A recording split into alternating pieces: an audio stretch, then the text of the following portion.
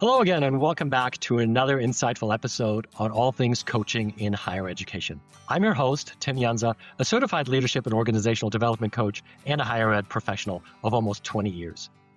Today, we'll be taking a deep dive into one area of campus life that, for many, is often synonymous with an institution and its brand, namely college athletics and the leaders who run these programs. It's a world with unique challenges, as well as tremendous pressures, expectations, and opportunities, and one where leadership coaching can have an outsized impact, as we will see.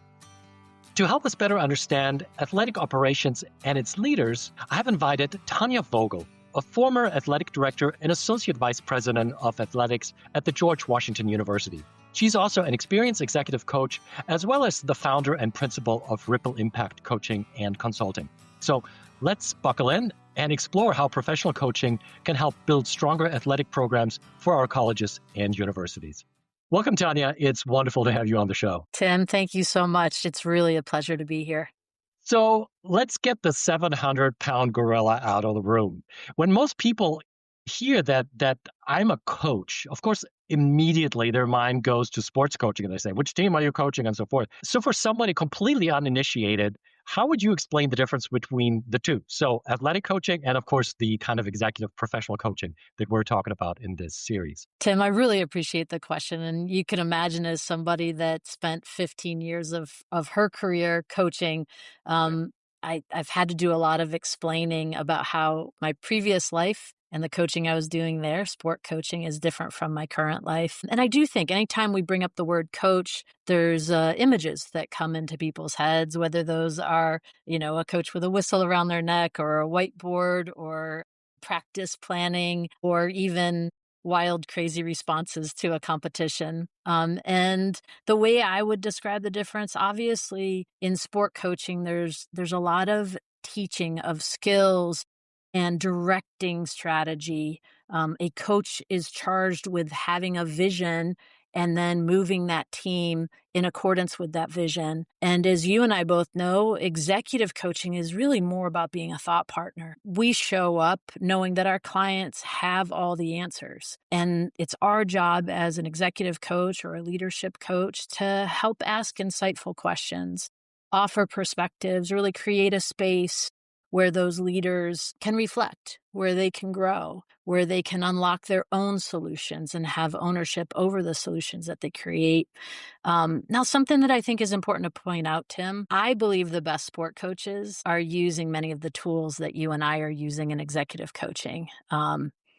Because if you're doing it really well as a sport coach, you're helping those athletes unlock in the same way that we're trying to help our leaders unlock.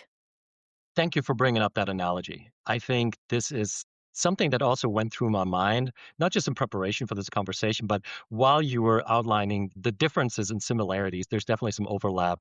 And from what I have heard, with friends, family, colleagues, whenever athletic coaching comes up and some of them do coach, it seems like the competencies are definitely there where a lot of what we're trying to activate in our clients will also make a good athletic coach. So thank you so much for putting this out there. So let's just dig into the world of athletic coaching. So from what I found, there are approximately 1,300 collegiate athletic programs in the United States, with about 1,100 governed by the NCAA alone. There is a 2023 report by the Knight Commission, and they projected that by 2032, annual athletic revenues for the 54 major public football bowl subdivision schools will reach $16.7 billion. To me, these are absolutely staggering numbers. And at the same time, many institutions' identities are so tightly interwoven with their athletic program. I'm just thinking about my backyard here, for example, the University of Georgia. So I could only imagine the enormous pressures that athletic leaders face and have to manage somehow. Yeah, it's true. The information from the Knight Commission is fantastic. And if you think about it, you mentioned, I think, 54 schools. 54 schools is about, maybe 4% of the total institutions. Cool. And so what is unique about college athletics is, for certain, in the SEC, where the University of Georgia plays, and in the Big Ten, and even in the ACC and the Big 12, they're synonymous, right? You hear University of Georgia, you're going to think football, and then you're going to think great education, great institution. University of Alabama, same thing, right? LSU, same thing. These are schools, many of whom are members of the AAU, high academic research one institutions, but they're known maybe more for their football program than those academic accolades, at least at the outset. But the majority of us,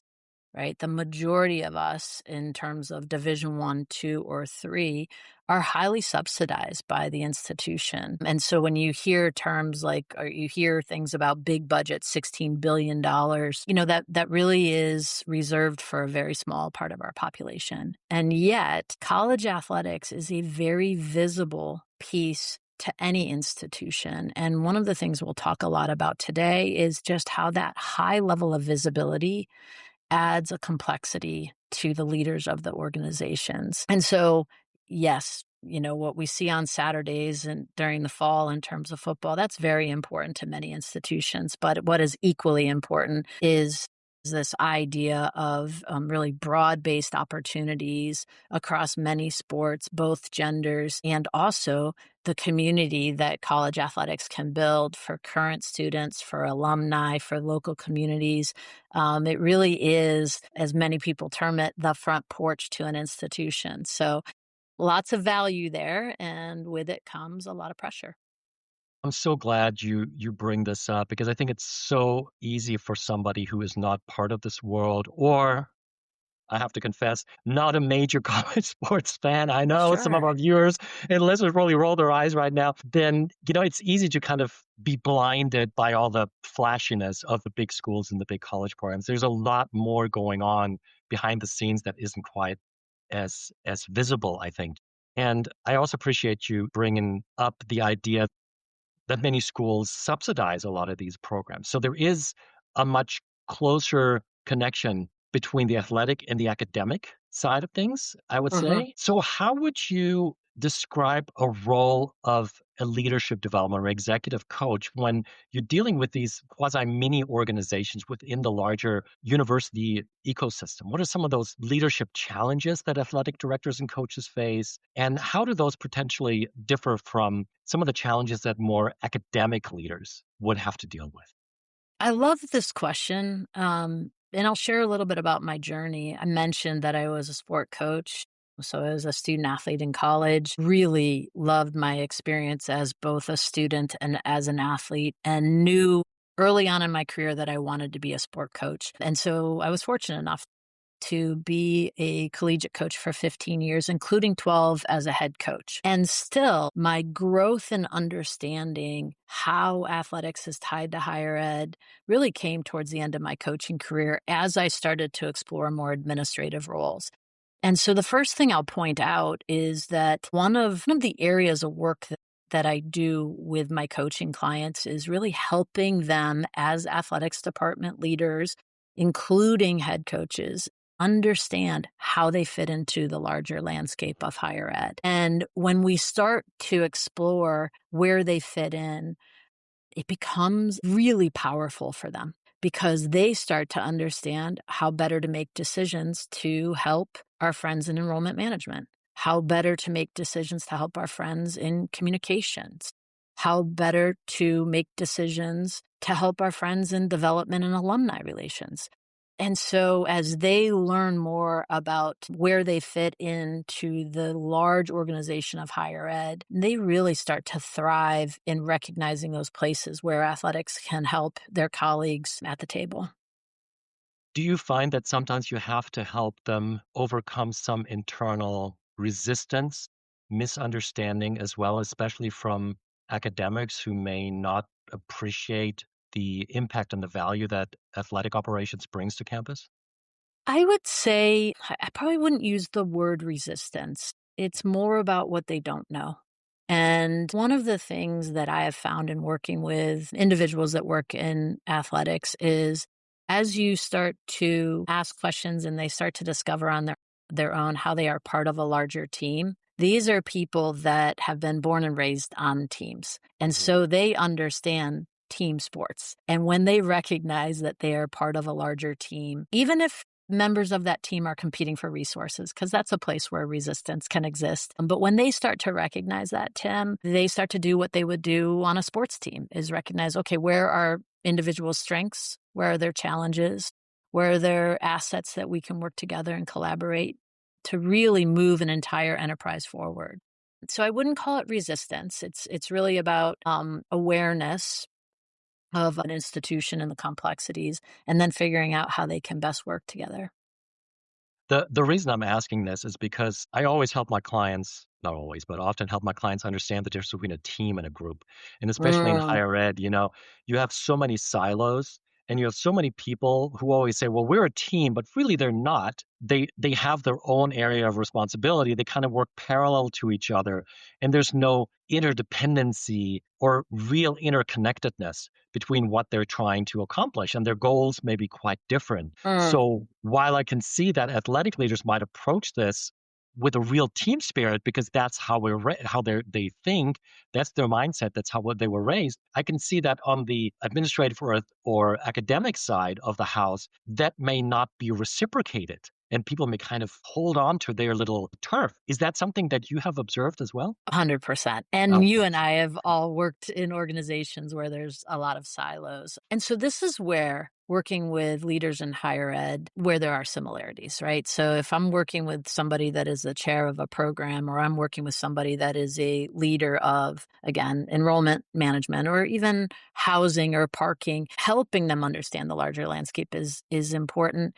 Here's a place where I think college athletics benefits from the power that they have. So going back to our opening where we talked about this high level of visibility, I have found that the athletics department can help nearly everybody on campus in different ways. I might be having a conversation in my role as athletics director. I might be having conversation with the dean of the business school. And the dean of the business school is trying to solve a problem. And maybe that problem is people don't know about the business school.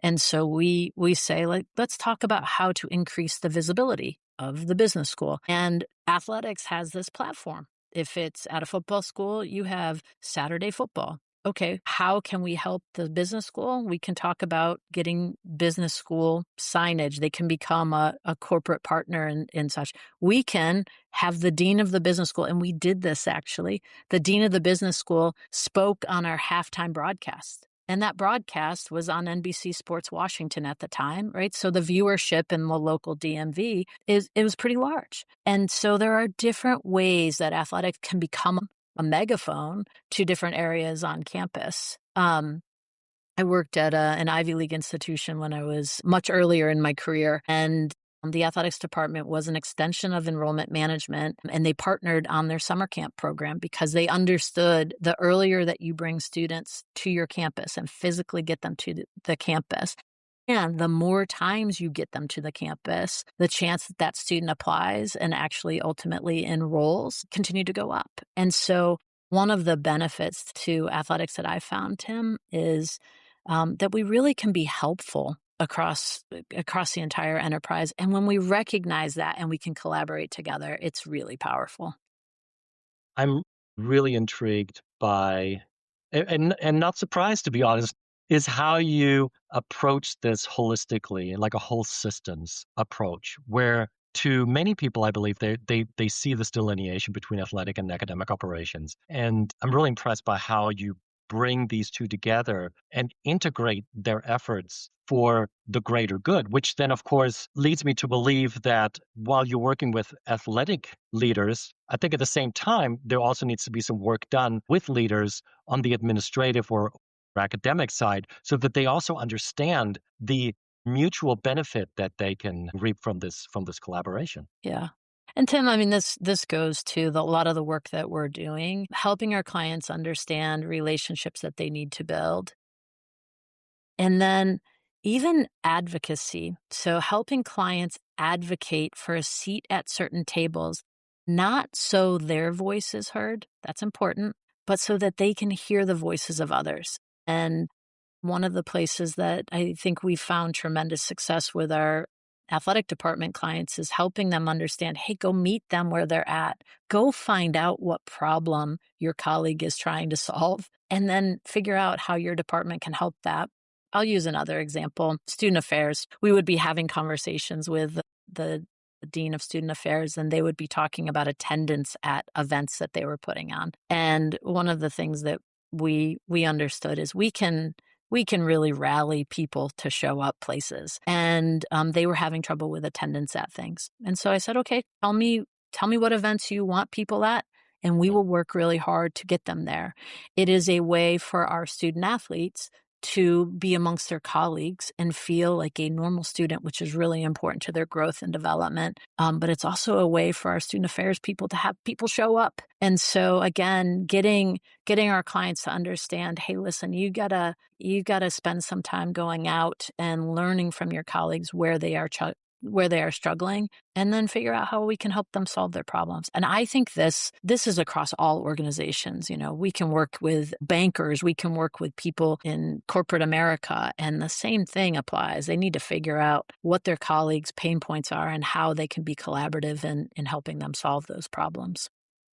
You just brought up student growth and development. And, in my teaching career, teaching experience at colleges and universities, I have to say I was really impressed by how I would say the vast majority of the student athletes I had in my classes really worked hard and Mm, really tried to do the right thing. I know that some of my colleagues, they might have been a little discouraged by saying, well, the student's going to miss a test because they have a game. It's like, yeah, but they really did a great job and really found a lot of support. So I was really impressed by that. I just wanted to put that out there. it's great to hear. So your company is called Ripple Impact Coaching and Consulting. Mm. And I would love to hear a little bit about how you see that ripple impact manifest when you're working with leaders in the collegiate athletic world. I appreciate the question. I'll share briefly how I came to that name. As I was going through the coaching program at Georgetown University, I may have shared this with you earlier. At some point, you start to think about, oh, I'm going to start a business. What should this business be called? As you know, by going through your coaching program, so much of coach education and then so much of the service we provide to our clients is to help them with their emotional intelligence and their self-awareness and their reflection. And then also help them to understand the impact that they are having on others and how others are impacting them, and then how they are reacting. So the self-regulation part of emotional intelligence. And so the image that continued to come to me was this idea of understanding your ripple. And you can just plop a stone in some still water and we'll see a ripple. That to me is really this idea of understanding, what is your ripple? How are you showing up? And then if we see a lot of raindrops on that same still water, we're going to see a bunch of ripples impacting one another. To me, that is the visual of complex organizations and how they are working off of each other. The work that you and I are doing in terms of coaching, especially when we are working with leaders, we can really have an impact on leaders understanding those concepts I just explained. And if they continue to grow in their emotional intelligence, their self-awareness, their reflection, their self-regulation, I do believe that image, right, of all those raindrops on the still water, that there's just more intentionality around it. Um, Potentially, we get more proactive in how we want to impact. We get less reactive. You know this very well. Leaders are under a ton of pressure, and things come at them very quickly, and bad things come at them very quickly.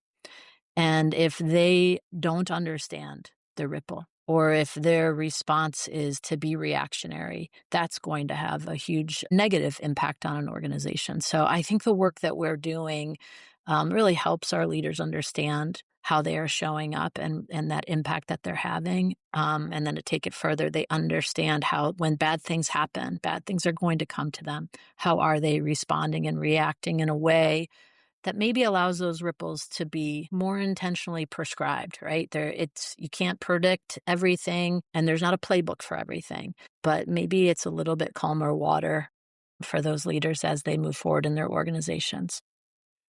One of my favorite acronyms now is ROI, but not for return on investment, but really as ripples of impact. Mm.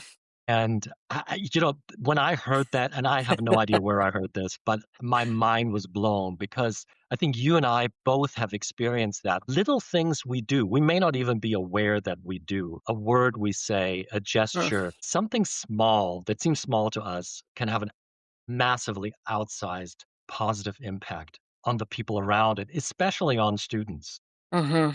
who are so impressionable and so in many of them in need of guidance. Mm. When you shared that with me, I was like, I love that our worlds collided and I'm stealing the new ROI. But you're right. And if we go to education and higher education specifically, one of the things that we remind our leaders of often is we are in the business of education. And with that comes learning and growth, but also comes with it vulnerability. And when we're working with our leaders and we help them understand where vulnerability is powerful in the workplace, obviously Brene Brown does a ton of work on this, but Patrick Lencioni does too. I Mhm. mean, just the levels of trust that can be built with vulnerability based leadership is it's really powerful. And going back to this idea of impact, if we are doing a good job as coaches, helping our clients understand themselves better, they will then understand that ripple of impact that they are having on students and also on their colleagues who are working with students. Last time you and I talked, you described athletic operations almost as a laboratory environment for future leaders. And I think this is a great time to bring this up because the students who are in these athletic programs, they learn huge lessons, potentially, at least we hope, right? Mhm. For future life.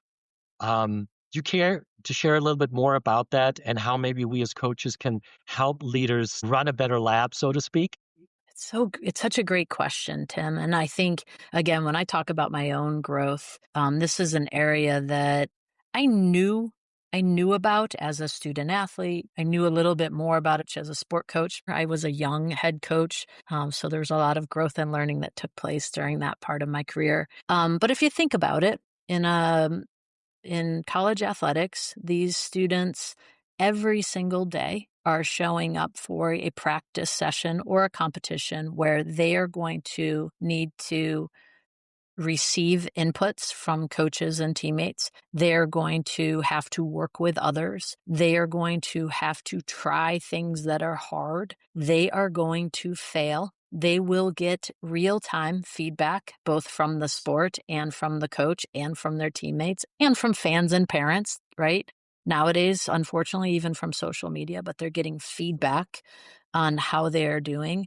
So they have to learn quickly to hopefully decrease the number of failures. I started that saying they show up daily, they have discipline, they need to be on time. There's levels of accountability when they don't. They're learning about their own emotional intelligence and how they react to things.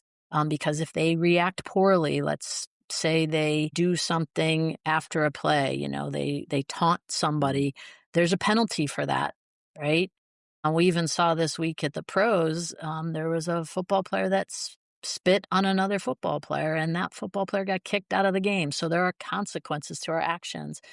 Imagine this repeating over and over and over again for 3, 4, 5 years, however long they're in that environment. They're being trained for what comes after college and the workplace. And the data suggests that this learning laboratory is real. And I'll just highlight one of the stats we love to throw out is that 94% of women in the C-suite have played sports in their lives, and 52% of those played in college. And so there's just real power to learning in sport. How can a faculty member recreate this? There's similarities and there are differences. And I would say this is why many student athletes do well in the classroom because they understand how important it is to show up on time. because they understand that this feedback is not a personal attack on their well-being, but it is information to help them grow and learn. I always think a little competition's good. So in the classroom, if there's ways to create natural competition, that might be fun. But even creating a space to help our students understand that feedback is good, I think that can be a very, very powerful life lesson. And we all know in the workplace, we need to be able to give feedback and not have people take it personally and, have that impact their confidence. We really want them to learn quickly, grow, and be able to perform better. How do you work with athletic leaders to help them appreciate that huge responsibility that ultimately this translates to and hopefully not get overwhelmed by it? Because I can see how somebody who might come in with a typical kind of traditional top-down coaching mindset and all of a sudden, and I'm talking about athletic coaching mindset here, Yeah. and all of a sudden they realize, wow, what I'm doing here can actually have a massively outsized, lifelong impact on those who are in their charge. How do you help them Mm. create that awareness and work through that awareness? The first thing I would say is similar to student affairs employees, most college coaches get into the business because they want to do that, Tim. They care very much about the holistic development of a student. And yet I also shared with you I was young. I was 25 years old when I was named as a head coach. I did not know what I did not know, and so many of those students that I was coaching back then were they were closer in age to me than I was to my boss, that's for sure. But one thing I do wanna highlight, and this is something that's a challenge in the United States, we do not have a requirement, any sort of certification that is required for somebody to be a sport coach in higher education. If you go right now and look up any job description for a sport coach in higher ed, the minimum requirements will be something like a bachelor's degree in anything. And so we have work to do in this country in terms of helping those leaders understand that grave responsibility that they have, which is, like you mentioned, it's really about the holistic development of a human. Now, there are things in place to help our coaches. The NCAA has more recently developed a holistic model that they instruct athletics departments to follow with the hopes of seeing more comprehensive programmatic efforts to develop our students. Part of that was taking a good look at the time requirements that we have for our athletes. You'll hear many stories, even at the University of Georgia, that football players are doing well above what we call our 20 hours of countable athletically related activities. The holistic model from the NCAA really took a look at that and said, can we better define this? But to your point in asking the question, how do we help our leaders? I do think this is a place that is top down. It needs to be a value of the athletics director, and it needs to be part of the hiring conversations as you're recruiting coaches. You need to keep it as a North Star that this is about the development of human beings. And I'll be very honest, way easier to do that at George Washington University than it may be at one of those 54 schools that are bringing in those billions of dollars. And, that's real. That's real. So if a university wanted to make an investment or a larger investment perhaps in its athletic leadership team by investing in coaching and bringing in some coaches, potentially some coaches who may not have worked in that space, where would you recommend that they start? And what advice may you have for coaches who may have the opportunity to work with athletic coaches, athletic leaders to have a greater impact and to really move some of these programs forward?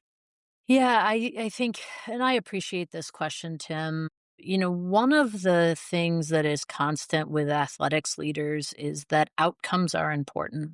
Mm. And I would share with anybody that is looking to explore coaching in higher education, specifically athletics, that there are desired outcomes that an executive coach can help you with. And those desired outcomes, let's start with recruitment and retention, Mhm. right? If our leaders are doing a better job understanding themselves and all the things that we've talked about. That's going to do them well. It's going to serve them well in the recruitment process and in the retention process. Those things are core to developing great teams. So if we can focus on what potential outcomes could exist, I do think that makes executive coaching much more attractive to presidents and athletics directors and head coaches. You and I both know this. One of the things that we hear a ton about from our clients is I just don't have time. And an argument that I like to make is you actually don't have time to not do this. And 1 hour every 2 weeks, right? Or 1 hour a month of investment in yourself so that your ripple can be what you want it to be so that you can get the desired outcomes that you're striving for. That's nothing. 1 hour, right? I would also say, when I think about athletics, one of the challenges I've faced in working with leaders is they're often very consumed with the fact that they can get fired from their job. Most head coaches, most athletics directors get fired from their jobs. That's a crazy idea, right? And so when I'm working with them, they are so aware that the behavior of their staff members, that the behavior of their student athletes can impact their livelihood. So again, as we're talking about how do we approach leaders, this is for your longevity, right? This is for your professional growth and development. If you understand you better, you're going to be able to set an organization on the right track in order to, you can't control 400, 500 students and the decisions that they make, but you can become a leader that makes the values, the mission, the purpose of an organization abundantly clear. You can become a leader where honesty is a core component of what we're doing. And so it's a psychologically safe organization where communication can flow freely so that we can learn about things before they become national news. We can learn about them at a much earlier point in time so that we can attend to them as leaders. I go back to this idea of outcomes are super important to athletics leaders. And if we can think about what those desired outcomes are and match that up with executive coaching, it can be a really beautiful partnership. Speaking of beautiful, Tanya, I think you just wrap things up beautifully. And as I like to say, these are words to live, lead, and coach by. Bringing to the fore the outcomes that we as coaches can help these programs achieve. And these are very, very important outcomes that far exceed anything that has a dollar sign in front of it, but really has a massive impact on people and their futures. I think that's just a beautiful way of looking at it. Tanya, thank you so very much for your time, for your wisdom, for sharing your experience. I can't wait for this episode to air and for our listeners to let us know what they think about it. So thank you again. Tim, thanks so much. I really enjoyed today's conversation.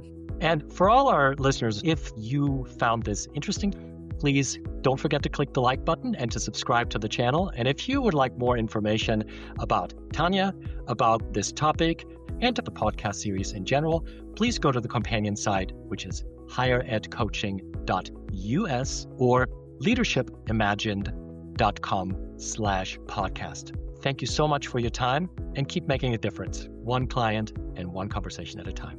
Take care.